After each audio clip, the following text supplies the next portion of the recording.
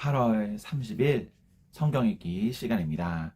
우리 오늘은 에스겔 17장에서 19장, 에스겔 17장에서 19장에 있는 말씀을 읽겠습니다. 17장.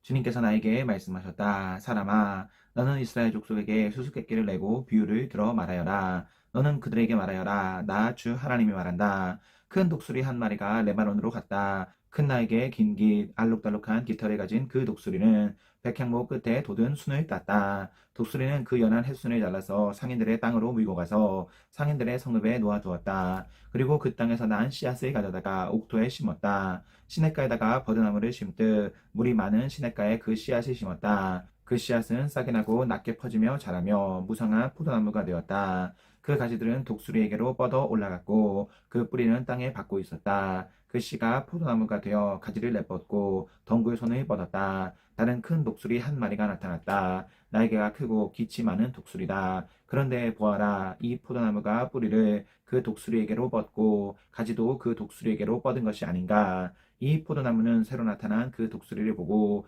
옥토에서 멀리 떨어진 곳에 물을 대달라고 하였으나 그 포도나무를 옥토 곧 물이 많은 곳에 심은 것은 가지를 뻗고 열매를 맺어서 아름다운 포도나무가 되도록 한 것인데 이 모양이 되고 말았다. 그러므로 너는 그들에게 전하여라. 나 주 하나님이 말한다. 그 포도나무가 무성해질 수 있겠느냐? 그 뿌리가 뽑히지 않겠느냐? 그 열매가 떨어지거나 그 새싹이 말라 죽지 않겠느냐? 그 뿌리를 뽑아버리는 데는 큰 힘이나 많은 군대를 동원하지 않아도 될 것이다. 그러므로 그것을 심어 놓았지만 무성해질 수가 있겠느냐? 동쪽 열풍이 불어오면 곧 마르지 않겠느냐? 자라던 그 밭에서 말라 버리지 않겠느냐? 주님께서 나에게 말씀하셨다. 너는 저 반역하는 족속에게 이 비유가 무엇을 뜻하는지 알지 못하겠느냐고 물어보고 그들에게 일러주어라. 바벨로니아 왕이 예루살렘으로 와서 왕과 지도자들을 붙잡아 바벨로니아로 끌어갔고 이 나라의 왕족 가운데서 한 사람을 선택하여 그와 언약을 맺고 그에게 맹세를 시킨 다음에 이 나라의 유능한 사람들을 붙잡아 갔다. 이것은 바벨로니아가 이 나라를 굴복시켜 독립하지 못하게 하고 그 언약을 지켜야만 명맥을 유지해 나가도록 하려 한 것이다. 그런데도 그는 바벨로니아 왕에게 반역하여 이집트로 사람을 보내서 자기에게 많은 군마와 군인을 파견해달라고 요청하였다. 그가 성공할 수 있겠느냐? 그런 일을 한 사람이 죽음을 피할 수 있겠느냐? 언약을 어긴 사람이 죽음을 피할 수 있겠느냐? 나 주 하나님의 말이다. 내가 나의 삶을 두고 맹세한다. 그는 분명히 죽일 것이다. 바벨로니아 왕이 그를 왕으로 세워주었는데 그 왕에게 한 맹세를 무시하고 그와 맺은 언약을 깨뜨렸으니 왕의 땅이 바벨로니아에서 그와 함께 있다가 죽일 것이다. 바벨로니아 군대가 많은 사람을 죽이려고 그의 성읍 옆에 흙 언덕을 쌓고 높은 사다리를 세울 때에는 이집트의 바로가 강력한 군사력과 많은 군사로도 전쟁에서 그를 도울 수가 없을 것이다. 그가 맹세를 무시하고 언약을 깨뜨렸다. 그가 언약을 어기고 이런 모든 일을 하였기 때문에 죽음을 피할 수 없을 것이다. 그러므로 나 주 하나님이 말한다. 내가 나의 삶을 두고 맹세한다. 그는 나의 이름을 두고 한 맹세를 없이 여겼으니 나의 이름을 걸고 맺은 언약을 깨뜨렸으므로 내가 벌을 주어서 그 죄를 그의 머리로 돌리겠다. 내가 그물을 쳐서 그를 망으로 올가 바벨로니아로 끌고 가서 거기에서 내가 나를 반역한 그의 반역을 심판하겠다. 그의 모든 군대 가운데서 도망한 사람들은 모두 칼에 쓰러질 것이며 살아남은 사람들은 모두 사방으로 흩어질 것이다. 그때야 비로소 너희는 이렇게 말한 것이 나 주인 줄 알게 될 것이다. 주 하나님이 말한다. 내가 백향목 끝에 돋은 가지를 꺾어다가 심겠다. 내가 그 나무의 맨 꼭대기에 돋은 어린 가지들 가운데서 연한 가지를 하나 꺾어다가 내가 직접 높이 우뚝 솟은 산 위에 심겠다. 이스라엘의 높은 산 위에 내가 그 가지를 심어 놓으면 거기에서 가지가 뻗어나오고 열매를 맺으며 아름다운 백향목이 될 것이다. 그때에는 온갖 새들이 그 나무에 깃들이고 온갖 나의 짐승들이 그 가지 끝에서 보금자리를 만들 것이다. 그때야 들의 모든 나무가 나 주가 높은 나무는 낮추고 낮은 나무는 높이고 푸른 나무는 시리게 하고 마른 나무는 무성하게 하는 줄을 알게 될 것이다. 나 주가 말하였으니 내가 그대로 이루겠다. 18장. 주님께서 나에게 말씀하셨다. 너희가 어찌하여 이스라엘 땅에서 아직도 아버지가 신 포도를 먹으면 아들의 이가 시다 하는 속담을 입에 담고 있느냐? 나 주 하나님이 말이다. 내가 나의 삶을 두고 맹세한다. 너희 가운데서 어느 누구도 다시는 이스라엘에서 이런 속담을 입에 담지 못할 것이다. 모든 영혼은 나의 것이다. 아버지의 영혼이나 아들의 영혼이 똑같이 나의 것이니 범죄하는 그의 영혼이 죽일 것이다. 어떤 사람이 의로워서 법과 의를 실천한다고 하자 그가 산 위에서 우상에게 바친 제물을 먹지 않으며 이스라엘 족속의 우상들에게 눈을 팔지 않으며 이웃의 아내를 범하지 않으며 월경을 하고 있는 아내를 가까이 하지 않으며 사람을 학대하지 않으며 빚진 사람의 전당물을 돌려주며 아무것도 강제로 빼앗지 않으며 굶주린 사람에게 먹을 것을 주며 허위벗은 사람에게 옷을 입혀주며 돈놀이를 하지 않으며 이자를 받지 않으며 흉악한 일에서 손을 떼며 사람과 사람 사이에서 공정한 판결을 내리며 나의 모든 율례대로 살아가며 나의 모든 규례를 지켜서 진실하게 행동하면 그는 의로운 사람이니 반드시 살 것이다.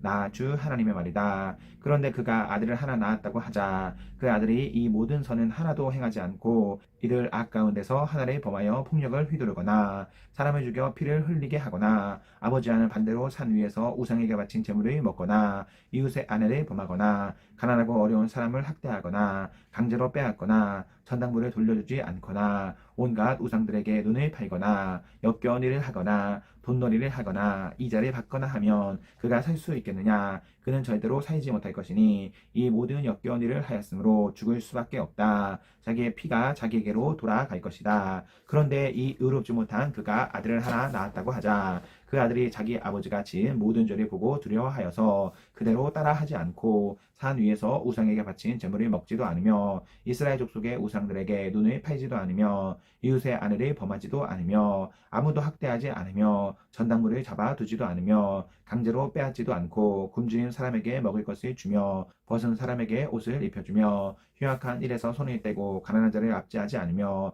돈놀이를 하지 않으며 이자를 받지 않으며 나의 규례를 실천하고 나의 율례대로 살아가며 이 사람은 자기 아버지의 죄악 때문에 죽지 않고 반드시 살 것이다. 그렇지만 그의 아버지는 심히 난폭하여 민족을 학대하고 친척의 것을 강제로 빼앗고 자기 민족 가운데서 좋지 않은 일을 하였으므로 그는 자신의 죄악 때문에 죽일 것이다. 그런데 너희는 왜 그 아들이 아버지의 죄에 대한 벌을 받지 않느냐고 묻는다. 그러나 그 아들은 법과 의를 실천하며 나의 율례를 다 지키고 그것들을 실천하였으므로 그는 반드시 살 것이다. 죄를 지은 영혼 바로 그 사람이 죽을 것이며 아들은 아버지의 죄에 대한 벌을 받지 않을 것이며 아버지가 아들의 죄에 대한 벌도 받지 않을 것이다. 의인의 의도 자신에게로 돌아가고 악인의 악도 자신에게로 돌아갈 것이다. 그러나 악인이라도 자기가 저지른 모든 죄악에서 떠나 돌이켜서 나의 율례를 다 지키고 법과 의를 실천하면 그는 반드시 살고 죽지 않을 것이다. 그가 지은 모든 죄악을 내가 다시는 더 기억하지 않을 것이다. 그는 자신이 지킨 의 때문에 살 것이다.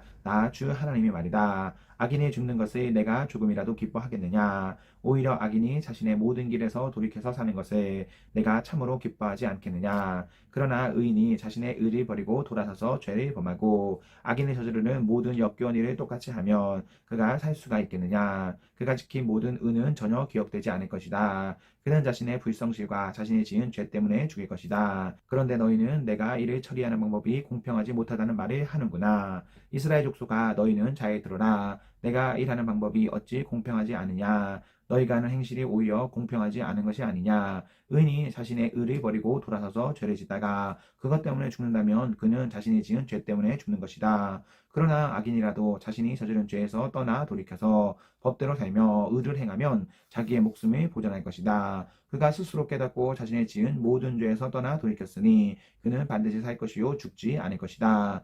그런데도 이스라엘 족속은 내가 일하는 방법이 공평하지 않다는 말을 하는구나. 이스라엘 족속아 내가 일하는 방법이 어찌 공평하지 않으냐.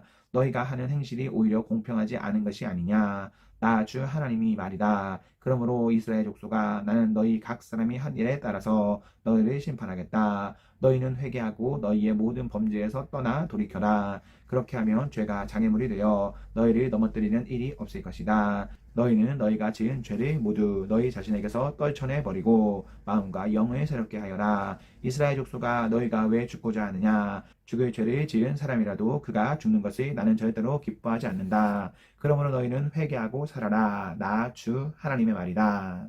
19장 너는 이스라엘의 지도자들에게 불러줄 애가를 지어라. 너는 이렇게 불러라. 너의 어머니는 누구였느냐? 사자들 가운데 엎드려 있으면서 젊은 사자들 틈에서 제 새끼들이 기르던 암사자였다. 그 새끼들 가운데서 하나를 키웠더니 젊은 사자가 되었다. 그가 사냥하는 것을 배워 사람을 잡아먹으니 이방 민족들이 이 소식을 듣고 함정을 파서 그를 잡아 갈고리로 꿰서 이집트 땅으로 끌어갔다. 암 사자는 새끼를 기다리다가 희망이 끊어진 것을 깨닫고 제 새끼들 가운데서 다른 것을 하나 골라 젊은 사자로 키웠더니 그가 사자들 가운데서 어울리며 젊은 사자가 되었다. 그가 사냥하는 것을 배워 사람을 잡아먹으며 그대의 거처를 모두 파괴하니 성읍들이 황량해지고 그의 으르렁대는 소리에 땅과 그 안에 가득 찬 것이 황폐해졌다. 그러자 이방 민족들이 그를 치려고 사방 여러 지역에서 와서 그의 위에 그물을 치고 함정에 파서 잡아 갈고리로 그의 코를 꿰어 철장에 넣어서 바벨로니아 왕에게로 데리고 왔다. 그들은 그의 으르렁대는 소리가 나시는 이스라엘의 모든 산에 들리지 않게 그를 감옥에 가두었다. 내 어머니는 내 포도원 안에 있는 물가에 심은 포도나무 같아서 물이 많음으로 열매가 많고 가지가 무성하며 그 가지 가운데 가장 센 가지가 통치자의 통치지팡이가 되었다. 그 하나가 굵고 큰 가지들보다 더 높이 솟았고 많은 가지 가운데서 우뚝 솟았으나 그 포도나무가 분노 가운데 뽑혀서 땅바닥에 던져지니 그 열매가 동풍에 마르고 그 튼튼한 가지들은 꺾이고 말라서 불에 타버렸다. 이제는 그 나무가 광야에 가물고 메마른 땅에 심겨 있다. 그 가운데 큰 가지에서 불이 솟아나와 그 가지와 열매를 태워버리니 통치자들의 통치지팡이가 될 만한 튼튼한 가지가 하나도 남지 않았다. 이것은 애가인데 사람들이 부르고 또 불렀다. 아멘, 아멘. 네, 우리 오늘 말씀을 모두 읽었습니다. 우리 오늘 하루도 하나님과 사랑 앞에서 행복하십시오. 성령 충만하십시오. 안녕.